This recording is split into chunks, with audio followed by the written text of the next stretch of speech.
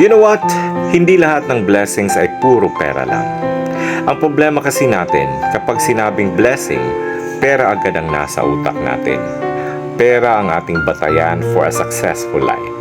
Yung pera lagi ang dahilan for our happiness in life. Oo naman, di ba? Kasi naggagawa natin lahat ng gusto natin dahil sa pera. Pero alam mo, magkaiba ang happiness at ang joy. Kasi ang happiness always requires happiness para magiging happy ka. Like for example, inaantay mo lagi ang sweldo para may pera ka. Kumain, bumili ng gusto mo, makagala kasama ang kaibigan at uminom. And after that, mag-aantay ka na naman sa susunod na sweldo kasi ubos na ang pera mo. Feeling empty na naman ang pakiramdam mo. Samantalang yung joy, iba. Kasi it's a state of being. It's a fulfillment, contentment.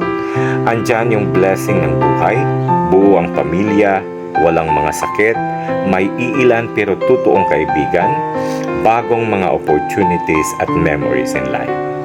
And that's life, more than just money. Kaya, be grateful to God. Good morning!